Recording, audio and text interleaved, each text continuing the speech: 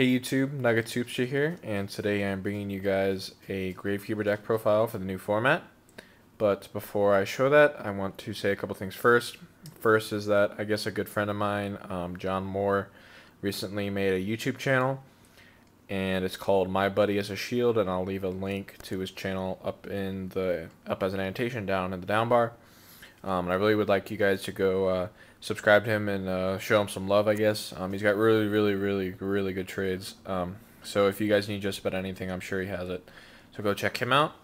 And then second thing is I guess the only reason why I'm making this video now is because in my last video I asked if people would like to see the deck profile. People said yes, so that's why I'm putting the deck profile up.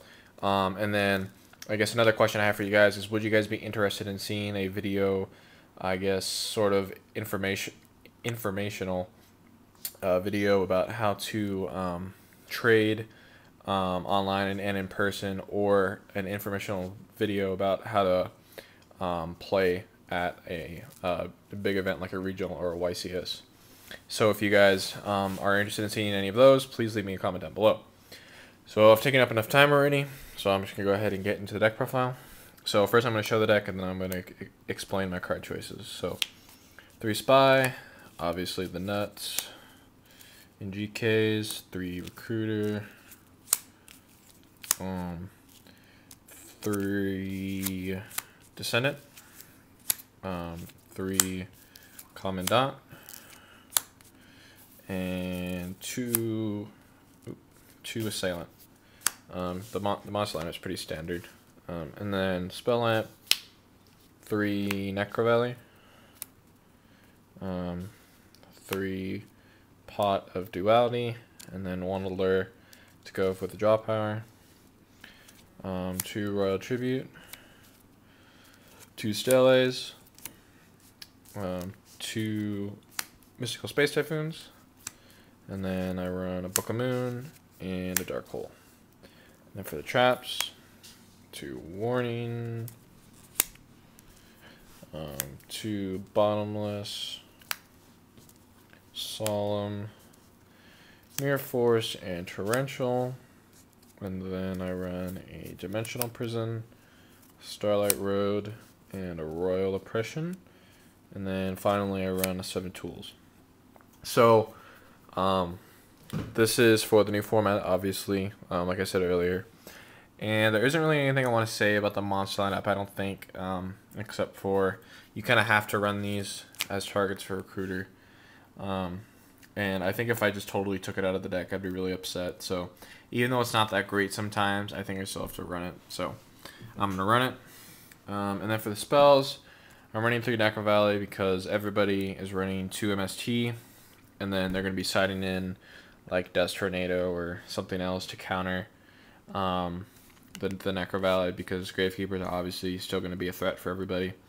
So I really just want to be maining 3 right now, because I just don't want to have to, I don't know, I guess lose out on getting to my Necro Valley with like a Commandant or something, because they got rid of 2, and you know, if I didn't run a 3rd, then I obviously wouldn't be able to get that. So that's why I run 3.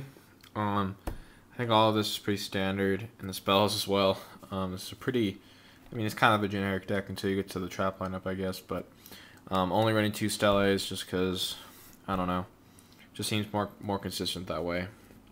Since the last time I ran 3 Stellays, I was also running the Lightsworn engine, so kind of made more sense to run it then, but now I'm fine with running 2. And then, yeah, I guess those are all self-explanatory. And then for the traps, cards I want to talk about, I guess, are these 4 right here. Dimensional Prison, I think, is a necessary main deck. 2 might even be good too. I haven't tried 2, just tried the 1 so far. But Dimensional Prison is pretty necessary since you lost your books. You only have 1 now, which is really unfortunate, because this deck would have been Jesus if it had 3. But I don't know, I just feel like you need some sort of, I guess, answer to stuff. So Deep Prison's a great way to do that. I run the Starlight Road just because this deck can push really hard, like if it wants to. And the only cards it has to worry about are Dark Hole and then Torrential Mirror Force. So, I mean, basically, if they have one back row and I can go for game, I just like to be able to know that I can and not to worry about those. I mean, I know it's kind of like a noobish way to look at it, but just Starlight Road is just a great card, especially decks that rely on keeping their monsters on the field like this deck does. And then the oppression I think is very, very necessary now. Last format, I know Frazier and those guys didn't run this, but I think you have to run it. It's just way too like one-sided of a card, and if you can get your Descendant and your Recruiter combo going, then this card is just even better. And then I run the 1/7 tools. Right now, I'm honestly thinking about either bumping this up to 2 or bumping the prison up to 2. But the 7 tools is really good, just because this format's still trap based like it was last format. Just be able to stop a warning and really mess your opponent up, or be able to stop their trap stun, because trap stun is a huge card right now. 7 tools is just a really good pick. So yeah, that's why I ran the 7 tools. And yeah, I think that's really about it for the deck profile, guys. I mean, I know it's pretty generic still, but people seemed interested in it, so I figured I'd post it up. This deck's still really good. Like I said earlier, I really suggest that you guys try it out, and also to go check out my good friend John. And that's all I really have to say for now, YouTube, and I'm out.